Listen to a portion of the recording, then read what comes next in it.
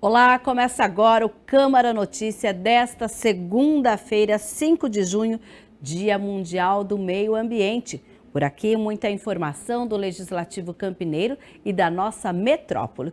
E você pode participar diretamente mandando aí a sua opinião ou a sua sugestão através do nosso WhatsApp. Anote aí. 19 97829 3776. Você pode também ver aí, mandar pelo seu QR Code. Entra aí, coloca o QR Code aí, o seu celular direto no QR Code, vai cair no nosso WhatsApp e você manda a sua mensagem para a gente.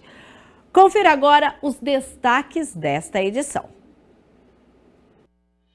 Câmara cedia debate sobre assédio moral. Parlamento Metropolitano reúne presidentes de câmaras da RMC e discute feminicídio na região. Você sabe quais são os riscos para o aumento ou surgimento de varizes na gestação? Reportagem especial mostra o que fazer para evitar o problema. No esporte, como foram os times de Campinas no Brasileirão? Começa hoje as inscrições para o Enem, o Exame Nacional do Ensino Médio. Confira as regras e as dicas para este ano. E antes da gente falar sobre o Enem, a gente começa aqui com as oportunidades de trabalho, porque no CEPAT Campinas são 88 vagas. Confira. Entre as vagas disponíveis no Centro Público de Apoio ao Trabalhador de Campinas, há para ajudante de açougueiro, armador de ferragens na construção civil, caixa para lotérica, consultor de vendas, eletricista, encanador industrial, gerente de restaurante, mecânico de manutenção de instalações mecânicas de edifícios, soldador, técnico em manutenção de máquinas, triador de material reciclável. Os interessados podem agendar atendimento presencial no CEPAT pelo site cidadão.campinas.sp.gov.br ou utilizar o atendimento online no chat no site cepat.campinas.sp.gov.br para obter a carta de encaminhamento sem sair de casa, de segunda a sexta-feira, das 7h30 da manhã às 4h30 da tarde. O CEPAT Campinas tem 3 unidades para o atendimento presencial. No centro, o CEPAT fica na Avenida Campos Sales, 427. No Distrito Ouro Verde, o atendimento é na Avenida Rui Rodrigues. A unidade do Distrito do Campo Grande fica na Rua Manuel Machado Pereira, 902. Olha, e falando em oportunidade de trabalho, começou hoje o atendimento no CEPAT aos jovens entre 14 e 18 anos que precisam de auxílio para fazer a inscrição no programa Jovem Aprendiz Paulista. O programa, que é uma iniciativa da gestão da Secretaria de Desenvolvimento Econômico do Estado de São Paulo, é um caminho para o primeiro emprego com contrato e registro em carteira profissional, que pode chegar a até 24 meses, além da capacitação já inclusa na carga horária. Para participar, o jovem deve estar matriculado na rede pública de ensino e ter um tutor do programa que fará todo o acompanhamento de performance do aprendiz e também vai prestar o apoio necessário. O foco é o trabalho em microempresas ou em empresas de pequeno porte. Para quem for contratar, o Jovem Aprendiz Paulista oferece uma série de benefícios, como custo de capacitação profissional do jovem a cargo do governo do estado, sem ônus para a empresa, recolhimento do FGTS de 2% ao invés dos 8%, não há encargos com as demissões, sistema de geolocalização por meio de plataforma do Jovem Aprendiz Paulista, apoio total durante o trabalho do jovem com ciclos de avaliação e monitoramento junto aos responsáveis e as inscrições, tanto para o jovem quanto para as empresas que queiram contratar, podem ser feitas pelo jovemaprendiz.sp.gov.br. E os jovens que não tiverem acesso à internet ou precisarem de alguma orientação, podem então ir até o CEPAT Campinas, na unidade centro, para ter um auxílio. O endereço lá é Avenida Campos Sales, 427, no centro da cidade. Tem que ir acompanhado mãe, pai ou responsável lá para fazer todas as regras, estarem cientes dessas regras. A gente sai dessa oportunidade de trabalho para falar um pouquinho sobre educação e ensino, porque o Enem, que é o Exame Nacional do Ensino Médio de 2023, já está com as inscrições abertas.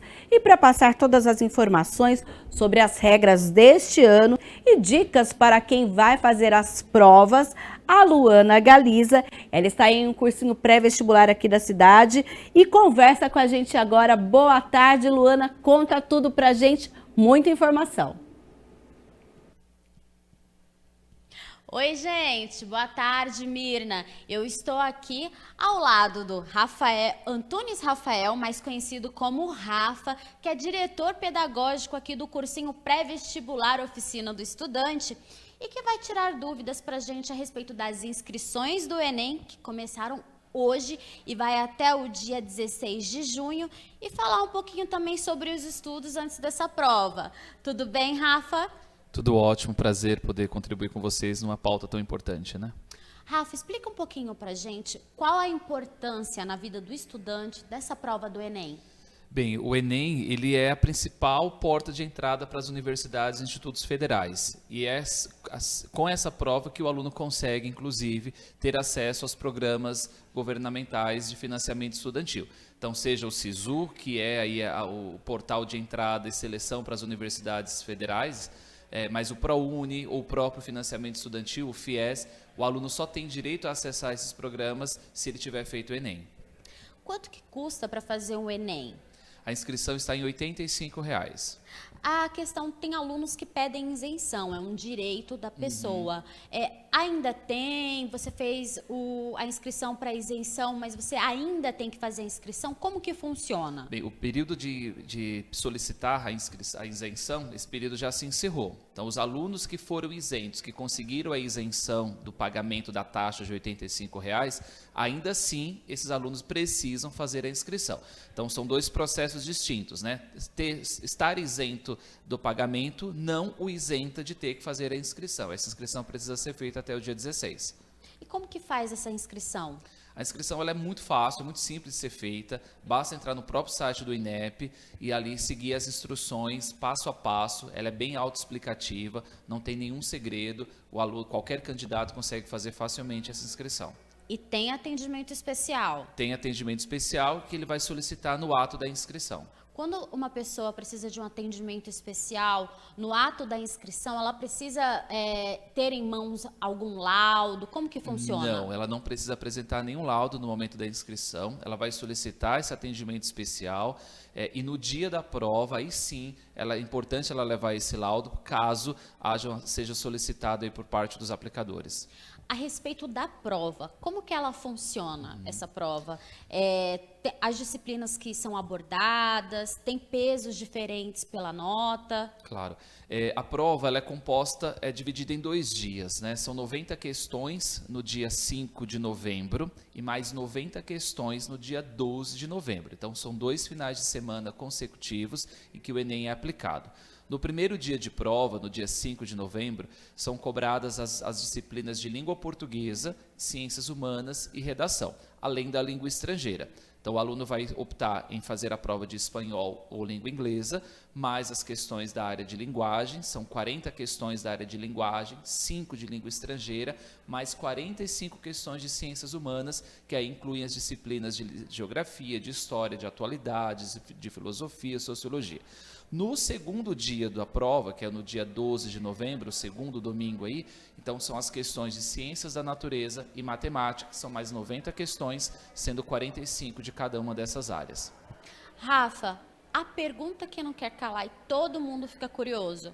Tem alguma sugestão de qual vai ser o tema da redação? Olha, essa é a pergunta que todo mundo gostaria de descobrir, né? Acho que se os cursinhos e colégios soubessem isso antecipadamente, teriam aí sairiam na frente aí, né, com seus alunos, mas a gente não tem como saber antecipadamente isso. A gente tem algumas sugestões, algumas possibilidades, levando em consideração o que foi o Enem nos últimos anos. Então a gente observa que as propostas de redação sempre trazem problemas sociais, questões sociais que o aluno, o candidato, precisa discutir essas questões sociais e propor apresentar uma proposta de solução, né? Então a gente teve dos últimos anos desde a inserção e a inclusão de pessoas com deficiência auditiva, a democratização do cinema, a população brasileira, enfim, são temas do universo do aluno que são discutidos amplamente na mídia, né? Não são temas fora do comum, fora da realidade, são temas do dia a dia, temas práticos, para que justamente o aluno possa propor aí alguma solução para essa problemática. E tem como treinar a redação sozinho em casa? Sem dúvida nenhuma. A gente tem diversas dicas aí de treinamento de redação. A redação do Enem é um modelo dissertativo, argumentativo dissertativo, né? O aluno vai ser cobrado muito em cima do domínio da norma culta, então é importante ele ter consciência e ter treinamento sobre o domínio da língua portuguesa, né, na sua variedade formal, na sua variedade culta, e a questão da proposta de intervenção, né? O Enem é a única das provas aí de encerramento do ensino médio que cobram dos seus candidatos uma proposta de intervenção. Então, o treinamento de redação para o Enem é treinar a redação no modelo dissertativo argumentativo. E aí, vale para a galera do ensino médio, estou no primeiro ano, vale a pena fazer o Enem só para treinar? Eu recomendo que sim. O treinamento ele é sempre importante, até para que o candidato, ao longo desses 3 anos do ensino médio, ele vá diminuindo a ansiedade, ele vai perdendo esse medo de fazer essa prova, porque é uma prova que cobra não só o conhecimento acadêmico desse aluno, mas ele é bastante exigido no que se refere ao aspecto físico, cansaço. É uma prova de 5 horas e meia no primeiro dia, mais 5 horas no segundo. Então, o candidato é bastante cobrado aí no que se refere à exaustão. Então, quanto mais ele treinar, mais bem preparado ele estará para o dia oficial. Sobre essa exaustão, você tem alguma dica do que levar em questão de alimentação, de bebida para a hora da prova? Eu diria que antes do dia da prova ele precisa pensar na noite de sono anterior. É importante que ele resguarde aí pelo menos de 8 horas de sono para que ele vá descansado para essa prova. Se hidrate bastante durante a prova, então leve água, leve garrafinha de água e, claro, uma barra de cereal, uma barra de chocolate, né, algum chocolate ali que possa repor aí essa carga energética que ele vai estar gastando durante a execução da prova. E para quem já terminou o ensino médio há muito tempo, essa pessoa tem o direito de prestar o Enem? Sim, todos aqueles que já concluíram o ensino médio ou que concluirão o ensino médio em 2023 podem fazer a prova do Enem. E a pessoa já deve ter decidido o curso ou a instituição onde pretende prestar o vestibular? Não é necessário. No ato para se inscrever no Enem e fazer a prova, ele não precisa ter aí em mente qual vai ser a sua opção de curso. Essa opção de curso ele só vai fazer posteriormente. O resultado do Enem costuma sair em janeiro, ali no comecinho de janeiro, e aí a partir desse resultado ele pode aplicar esses resultados para vagas nas universidades federais por meio do SISU ou se inscrever em processos seletivos de universidades particulares que usam a nota do Enem como processo seletivo. Rafa, você pode passar para a gente mais ou menos o calendário, o horário de prova? Claro. Bem, as provas do Enem esse ano estão previstas para acontecer nos dias 5 e 12 de novembro, né? Os portões abrem ao meio-dia e fecham às 13 horas. Então é muito importante que o candidato se atente a esses dados para que ele não chegue atrasado e não perca aí todo um ano de preparação, né? Rafa, muito obrigada. Imagina, eu que agradeço. E é isso aí, galera. Não vamos perder o prazo. As inscrições começaram hoje e vão até o dia 16 de junho. Lembrando que se você tiver algum problema com a sua inscrição, você pode entrar em contato com o INEP pelo telefone, que é o 0800 61 61 61. Repetindo, 0800 61 61 61. Esse número vale para o país inteiro. E aí, é com você, Mirna. Obrigada, Luana. Então, você que pretende aí prestar o Enem esse ano, atenção. Olha, todas as informações estão lá no site enem.inep.gov.br/participante. A Luana já deixou aí também o telefone que você pode ligar de todo o país, 0800 61 61 61. Lembrando que o valor da inscrição é de R$ 85,00, deve ser quitada até o próximo dia 21. Deve ser paga por boleto, Pix ou cartão de crédito, e mesmo você que conseguiu a isenção do Enem deve fazer lá a sua inscrição a partir de hoje. Vamos falar agora um pouquinho sobre as notícias da metrópole, falar um pouquinho aqui sobre a nossa região, e a gente começa dando aí um alerta às pessoas que têm que tomar um cuidado especial com as varizes, porque olha só, a gravidez e todas as mudanças que ela provoca no corpo feminino, inclusive o ganho de peso, podem ser consideradas um gatilho para o aparecimento de varizes. Histórico familiar, sedentarismo e obesidade são outros fatores que podem desencadear o problema. Veja na reportagem quais são os cuidados preventivos e os tratamentos indicados. O surgimento de veias calibrosas de tom azulado que atravessam as pernas podem trazer muito desconforto. De acordo com a Sociedade Brasileira de Angiologia e Cirurgia Vascular, 38% da população brasileira tem varizes, mas o público feminino é o mais atingido pelo problema. Isso porque existe uma relação direta entre o desenvolvimento das varizes e fatores hormonais. As mudanças provocadas no corpo da mulher durante a gravidez, por exemplo, podem ser consideradas gatilhos para o aparecimento de vasos. As mulheres, geneticamente, elas têm 80% de chance de ter varizes, principalmente quando tem um histórico familiar. E na gestação, as mudanças hormonais, elas favorecem também essas alterações das veias, porque os hormônios, eles enfraquecem a parede das veias e vão facilitar o aparecimento. Na gravidez, o corpo da mãe produz sangue a mais para sustentar dois organismos, o dela e o do bebê. E esse peso extra pressiona os vasos sanguíneos, principalmente os da perna. Esse aumento de volume aumenta a pressão nas veias e elas dilatam também com mais facilidade. O útero ele vai comprimir as veias dentro do abdômen e vai aumentar a pressão lá na perna. Além da própria gestação, outros fatores como sedentarismo, obesidade e histórico familiar podem ajudar no aparecimento das varizes. Nas 2 gestações, a Laís percebeu um aumento na quantidade de varizes. O caso dela ainda tem influência do fator genético.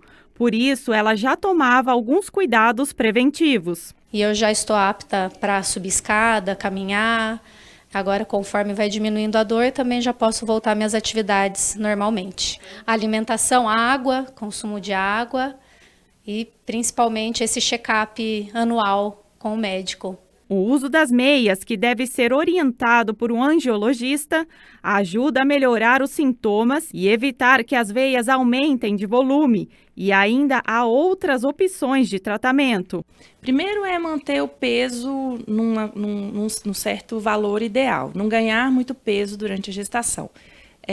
Outra coisa que ajuda bastante é a atividade física, se ela não tiver uma contraindicação.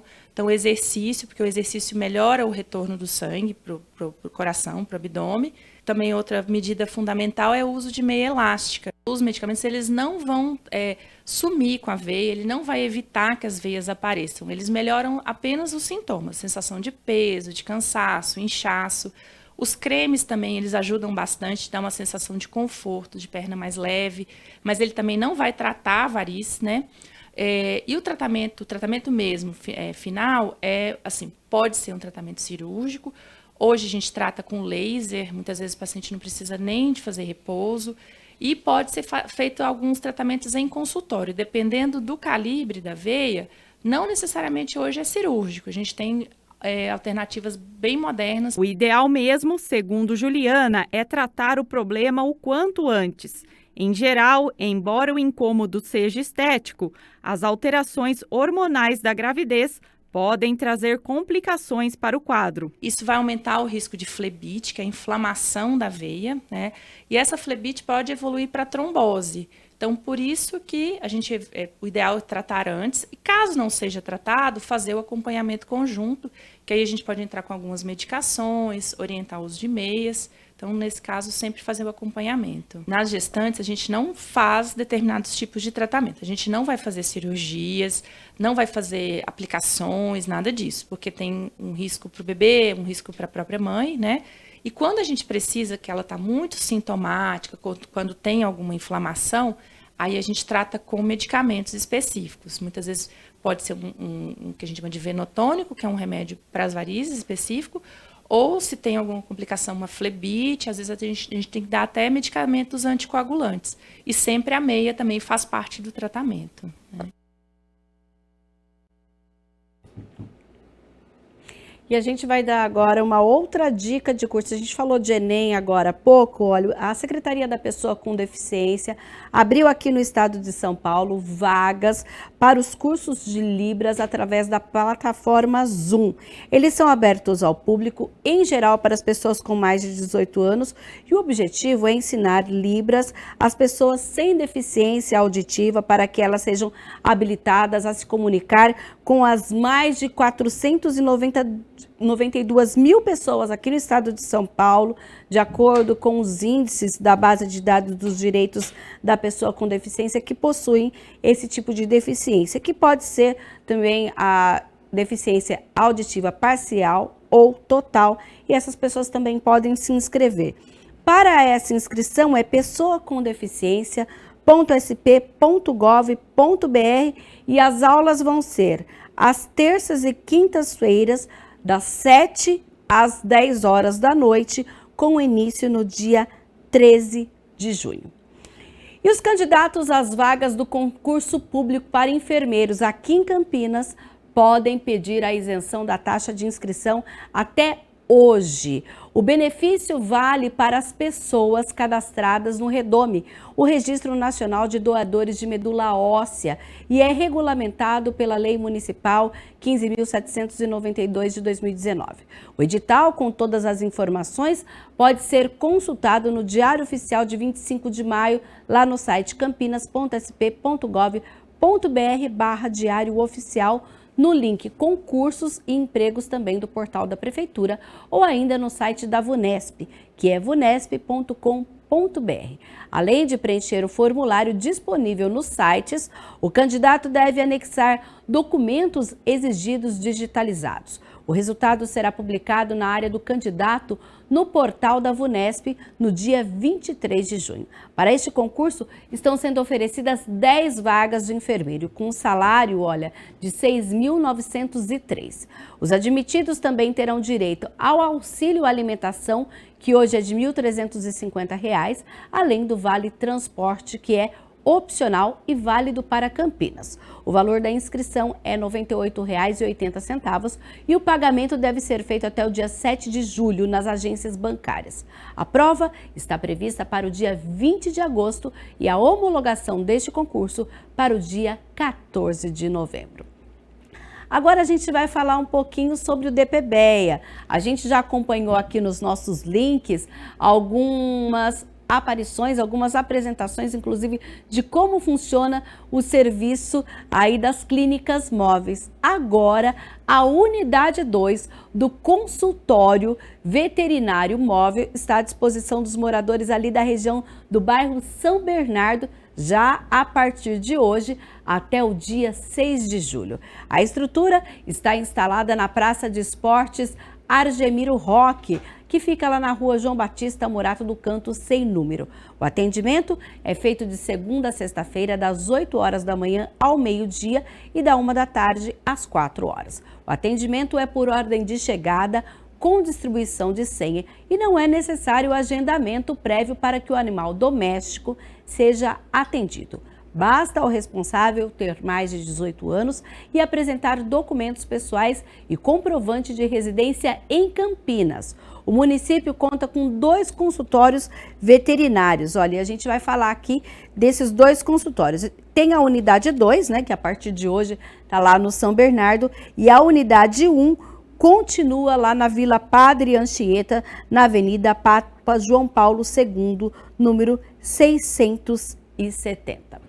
Vamos agora falar das notícias do Legislativo Campineiro, porque, olha, jogar lixo ou entulho em locais públicos traz graves riscos para a população e as consequências são desastres ambientais, proliferação de animais peçonhentos e doenças infecto-contagiosas. Visando minimizar a situação de descarte de lixo incorreto e atendendo ao pedido da comunidade da Vila Formosa, aqui em Campinas, o vereador Cecílio Santos solicitou ao Executivo a instalação de um ecoponto no bairro. Os ecopontos são áreas existentes em diversos pontos da cidade, utilizadas para descarte regular dos resíduos sólidos urbanos depositados pela própria população. Tendo em vista a necessidade de minimizar os impactos negativos do descarte de lixo incorreto, que acontece na Vila Formosa, e também atendendo a um pedido da comunidade, o vereador Cecílio Santos protocolou um documento solicitando ao Executivo a implantação de um ecoponto na Avenida Paulo Cuba de Souza, ao lado da antiga Fundação Casa Jequitibá. E a comunidade nos cobrou muito, que fizesse alguma ação para que melhorasse o aspecto aqui e tirasse esse lixo daqui. Então nós conversamos com o secretário de Serviços Públicos, fizemos a solicitação a ele para que implantasse aqui um ecoponto. É um ponto viciado, onde as pessoas trazem inservíveis e implantando o ecoponto, nós temos certeza que esse material vai ser destinado corretamente. Como destaca o vereador, ao longo dos anos, o efeito nocivo do descarte incorreto de lixo pode resultar em doenças e prejuízos expressivos, tanto no âmbito ecológico quanto social. Extremamente prejudicial à população e ao meio ambiente como um todo, que as abelhas vão embora, enfim, uma série de prejuízos a gente tem com estes locais de descarte incorreto de inservíveis. Cecílio ressalta ainda a importância da conscientização da população.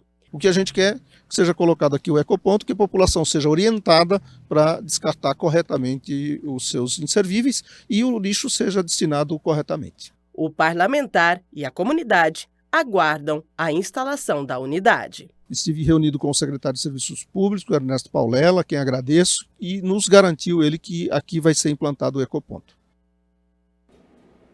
E o combate ao feminicídio foi o tema da 5ª reunião do Parlamento da Região Metropolitana de Campinas, realizada no último dia 2, em Santo Antônio de Posse. A RMC vem apresentando números crescentes de violência contra a mulher.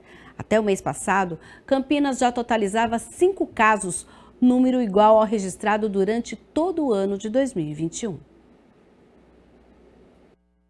O Parlamento Metropolitano de Campinas debateu durante a 5ª Assembleia Ordinária do ano o combate ao feminicídio. O evento reuniu os 20 presidentes das câmaras que compõem a região metropolitana de Campinas, a RMC, vereadores e demais autoridades na Câmara Municipal de Santo Antônio de Posse, na manhã da última sexta-feira. O encontro mensal do colegiado contou com a palestra de Tamires Gomes Ismânia, doutoranda em saúde coletiva na área de epidemiologia de mortes violentas pela Faculdade de Ciências Médicas da Unicamp.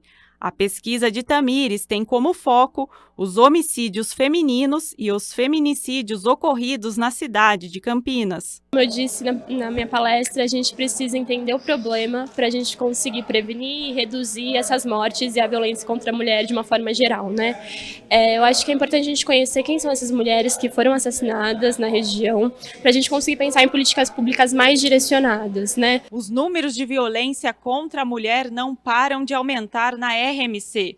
Em Campinas, foram registrados 5 casos de feminicídio até o mês de maio. O número já é igual ao apontado durante todo o ano de 2021. Em 2020, a metrópole teve 7 feminicídios, mesma quantidade que em 2022. Na região metropolitana, são mais de 10 casos. O presidente da Câmara Municipal de Campinas e vice-presidente do Parlamento Metropolitano considera preocupante as estatísticas. Para o vereador, o debate sobre o tema ajuda a melhorar o sistema de cuidado e proteção das mulheres. Eu acho que palestras como essa são importantes para conscientizar, mostrar que é um problema e não só de Campinas. A região de Campinas sofre com isso. Então é importante essa reflexão e a gente pensar como aprimorar as políticas públicas, envolvendo também os órgãos de segurança, com a inteligência e os poderes executivo e legislativo, como aprimorar as políticas de proteção e, obviamente, de acolhimento às mulheres que são vítimas de violência. Desde março de 2015, quando o Código Penal brasileiro foi alterado, criando a tipificação para os casos em que as mulheres são mortas em crimes de ódio, a legislação endureceu as penas para casos que envolvam violência doméstica, familiar ou discriminação à condição de mulher. Mas o cenário nacional é igualmente alarmante. Em 2021, dos 3.878 homicídios de mulheres no país, 1.341 foram considerados feminicídios. Em 81,7% dos casos, as mulheres foram mortas por ex-companheiros ou companheiros atuais, sendo que 50% fizeram o uso de arma branca para cometer o crime. Eu acho que os municípios eles precisam tratar isso dentro de cada prefeitura, de cada órgão competente, dentro das câmaras, porque o aumento tem nos assustado muito. Hoje a gente tem visto que qualquer coisa vão lá e matam as mulheres. Como mulher e representante, a gente precisa ter ações de saúde pública envolvendo todo esse assunto. Eu acho que não dá para deixar passar. Um tema importante, o que está acontecendo no nosso Brasil, é o espelho, né, o que está acontecendo, e refletir um pouco na cabeça, na consciência de cada um, né? Que diminua isso, né? Presidente do Parlamento da RMC e também presidente da Câmara Municipal de Indaiatuba, fez um balanço positivo da reunião e reforçou a urgência do poder público em atuar para preservar vidas. Alcançamos já algumas conquistas para a nossa região, como uma reunião muito importante para a região de Montemor, no DAI. Também estamos bem avançados na questão de regionalizar o CROSS, e também diversas áreas como infraestrutura. Temos sim que incentivar toda a cidade da nossa região e do nosso estado a levar esse tema a sério e tratar com muito carinho, porque eu tenho certeza que tudo que envolve vida é de muita importância. E a Câmara Municipal de Campinas realizou na última semana uma reunião sobre a aplicação da Lei de Combate ao Assédio às Mulheres em hotéis, restaurantes e bares. Confira. A Câmara Municipal de Campinas e a Elecamp promoveram, junto com o Sindicato dos Hotéis, Restaurantes, Bares e Similares e a OAB, uma palestra interativa sobre a aplicação da Lei de Combate ao Assédio às Mulheres em hotéis, restaurantes, bares e similares. Para a gente discutir um pouco, aprofundar, né, o objetivo dessa lei de combate ao assédio às mulheres em hotéis, bares, restaurantes e similares. Eu acho que esse é um esforço que a sociedade tem que desenvolver, porque a gente, infelizmente, ainda percebe as mulheres sendo vítimas de vários tipos de agressões. O assédio é uma delas, né? E a gente precisa, obviamente, ir na raiz do problema. Apesar da legislação, a gente precisa desenvolver a consciência de todos os atores que possam contribuir com esse esforço de permitir que as mulheres possam frequentar com liberdade, com autonomia, com respeito, né, todos os ambientes. Portanto, eu quero cumprimentar a Nelly por ter também promovido mais essa iniciativa pela Elecamp. É uma forma que a gente entende da Câmara prestar um serviço de utilidade pública, ajudando no debate, na reflexão, na conscientização de temas tão caros para a nossa sociedade como esse. Jaqueline, presidente da Comissão da Mulher Advogada da OAB do município, esteve presente para debater e discutir medidas trazidas pela lei que foi sancionada em fevereiro deste ano. Extremamente recente e quando ela saiu, a gente teve vários debates assim internamente entre pessoas que estão estudando esse assunto para entender o que a gente ia fazer com isso, porque na verdade ela trouxe a responsabilidade desses estabelecimentos de assumir essa posição de de proteção mesmo das mulheres que frequentam esses lugares, mas ela não foi muito clara de que forma isso seria feito e também se haveria algum tipo, inicialmente, né, quando ela saiu, de punição, penalidade, de fiscalização, não há essa previsão. Mas para a gente falar dela, eu preciso voltar um pouco. O texto da lei vocês vão encontrar em todos os lugares, mas eu quis frisar aqui, no artigo 1º, logo a seguinte expressão: mulheres que se sintam em situação de risco.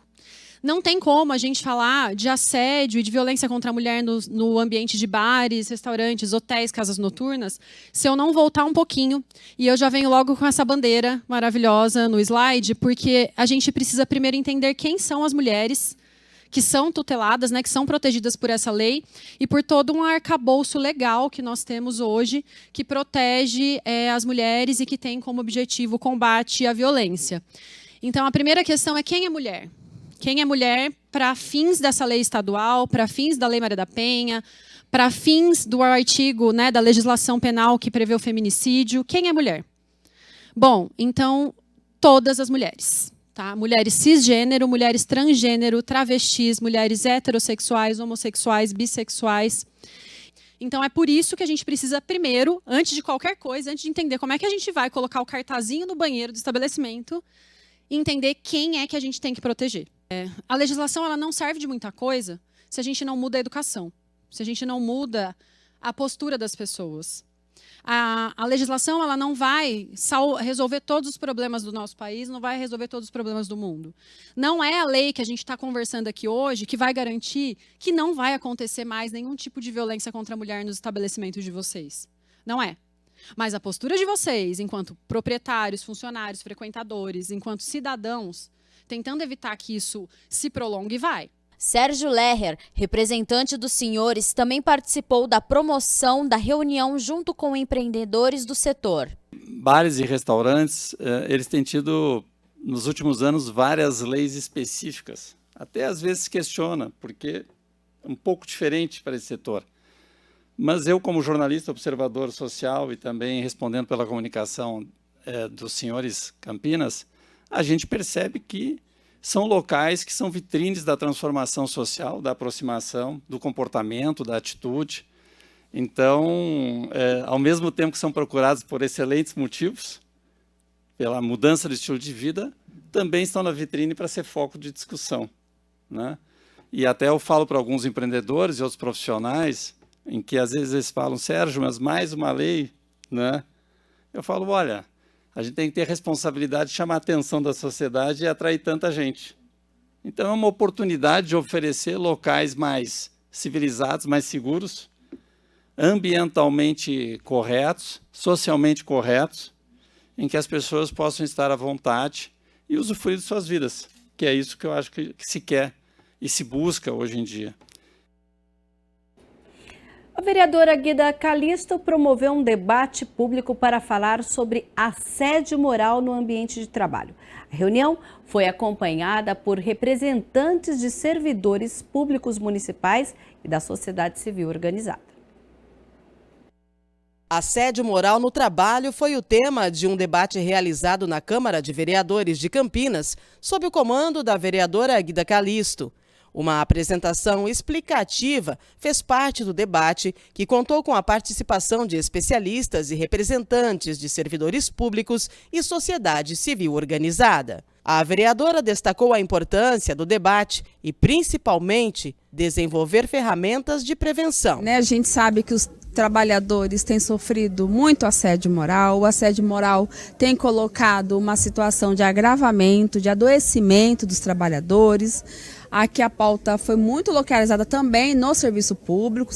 Servidores públicos têm estabilidade e, por conta disso, muitas vezes sofrem o assédio moral, porque não tem, né, aquela condição de ser exonerado, de ser mandado embora imediatamente, tem todo o processo administrativo e, por conta disso, acabam sendo assediados moralmente. Mas a gente tem localizado aqui, no debate apresentado, tanto pelo doutor Alexandre, pela psicóloga que compareceu, que a gente tem visto o assédio moral muito localizado com as mulheres, o assédio moral com os trabalhadores negros e negras, né? E também numa situação etarista, ou seja, quando se tem um chefe, uma chefa, né, que é mulher e que é mais nova do que o próprio subordinado, e o subordinado é um homem, também essa profissional, essa chefe sofre assédio. Nós aqui, o nosso mandato tem recebido muita denúncia de assédio moral na Prefeitura Municipal de Campinas, principalmente na área da educação, né, e também na Guarda Municipal.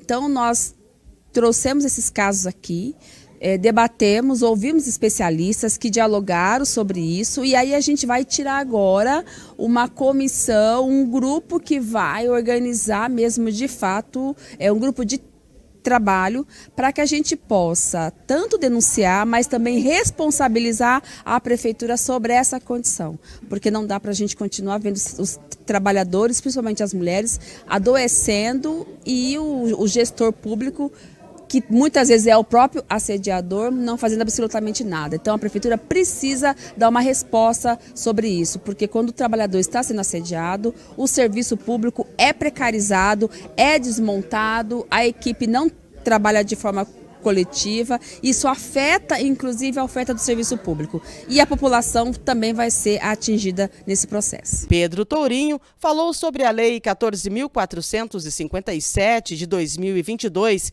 que atribuiu à CIPA, Comissão Interna de Prevenção de Acidentes, a fiscalização e prevenção de assédios no trabalho.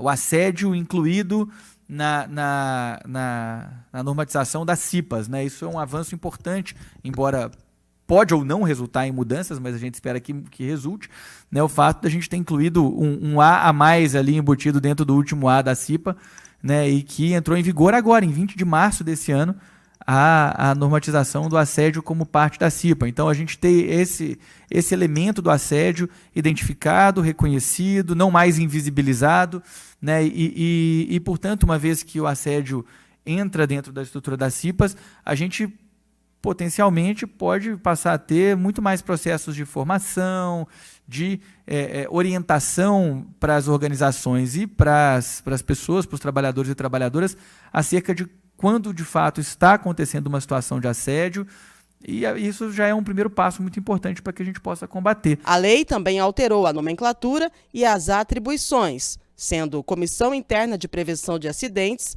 passou a se chamar Comissão Interna de Prevenção de Acidentes e Assédio. A vereadora afirma que o assédio moral é um problema que atinge qualquer categoria de trabalho e que deve ser cada vez mais debatido. Sim, existe a possibilidade de um fórum, e se tiver necessidade, sim, nós vamos fazer quantos debates forem possíveis e necessários. Nós faremos sim para denunciar essa prática e para poder, de fato, eliminar ela do nosso cotidiano.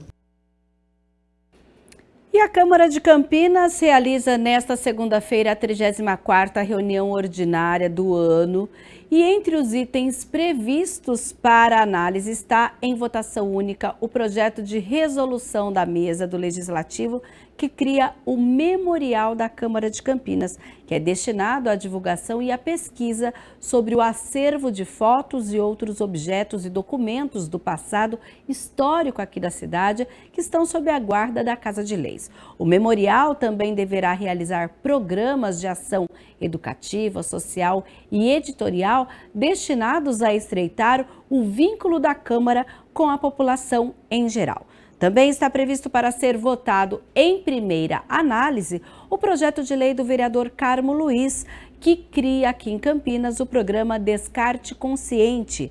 A sessão começa às 6 horas da tarde e no plenário da Câmara aqui municipal, com entrada pela Avenida Engenheiro Roberto Mange, número 66, no bairro Ponte Preta.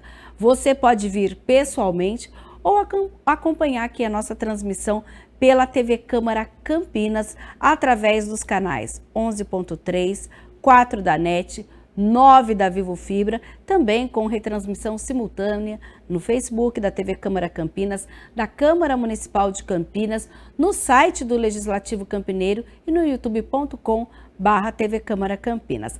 A pauta completa está lá, olha, www.campinas.sp.leg.br. E agora à tarde tem evento aqui na Câmara, sim, porque a gente tem aí o que acontece, mas a gente vai falar daqui a pouquinho de um evento presencial. Porque hoje, ainda falando da reunião ordinária, nós teremos aí uma novidade, porque o vereador professor Alberto está deixando a Câmara oficialmente, né, para assumir como o novo secretário municipal de gestão e controle do governo Dário Saad. Com isso, Edivaldo Cabelo será o primeiro suplente a assumir uma cadeira na Câmara Municipal de Campinas na legislatura 2021-2024. Com 2.412 votos obtidos nas eleições de 2020, Edivaldo Cabelo, do PL, é o primeiro suplente do partido e vai repetir o que ocorreu em 2018, quando ele ocupava a primeira suplência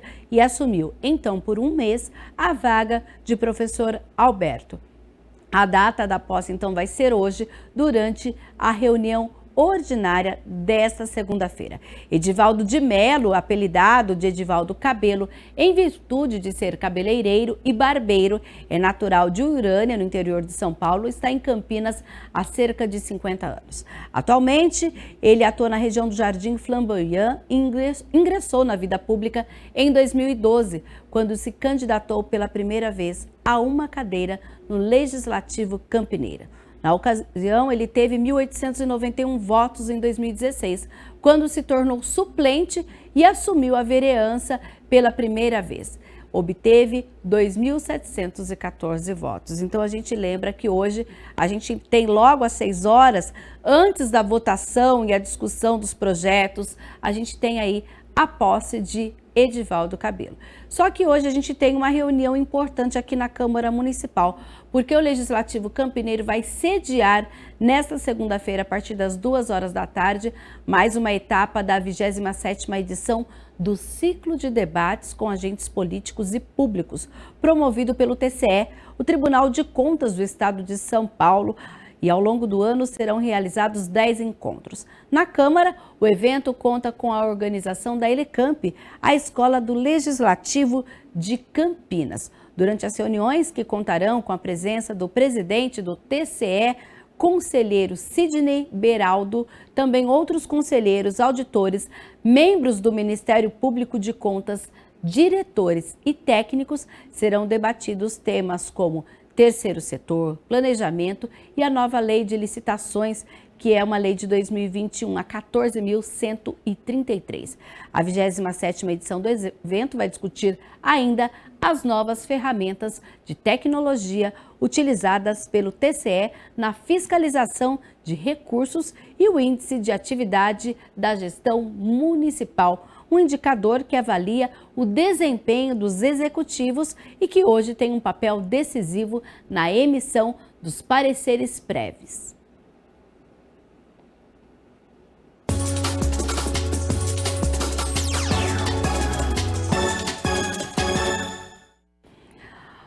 Hora de falar de esporte, porque a Ponte Preta perdeu fora de casa do Mirassol e se complicou na classificação da Série B. A Macaca está em 15º lugar e pertinho da zona de rebaixamento. O Mirassol no primeiro tempo pressionou. A Ponte conseguiu se segurar com boas defesas de Kaique França. No segundo tempo, o goleiro pontepretano também fez defesas importantes. Estava garantindo um ponto para a Macaca. Mas de tanto insistir, o time da casa abriu e definiu o placar. Guilherme Biro dominou e rolou para Negueba, que mandou super bem na conclusão. Mirassol 1, Ponte Preta 0. Já o Guarani voltou a decepcionar a torcida jogando em pleno brinco de ouro. Perdeu para o CRB, que era o vice-lanterna. O Bugre despencou para a 11ª colocação. A história mais uma vez se repetiu. O Guarani começou bem, pressionando e criando ótimas oportunidades. Mas gol que é bom, nada. Sabe aquele velho ditado? Quem não faz, toma? O CRB não desperdiçou a chance e marcou com o zagueiro Anderson Conceição. O goleirão bugrino foi mal, hein? O Bugre até chegou a empatar com o Derek. mas o gol foi anulado pelo VAR. Guarani 0, CRB 1.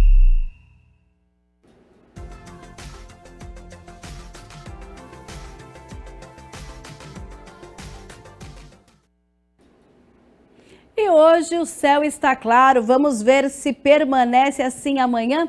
Olha só, nesta terça-feira, a passagem de uma frente fria pelo oceano vai proporcionar períodos de ventos moderados entre madrugada, de manhã e ao entardecer e também no início da noite. O céu fica parcialmente nublado no decorrer do dia, mas sem previsão de chuvas. As temperaturas ficam entre a mínima de 13 e a máxima de 25 graus. E por hoje, o Câmara Notícia fica por aqui. Uma boa tarde, continue na programação da TV Câmara Campinas. Até mais!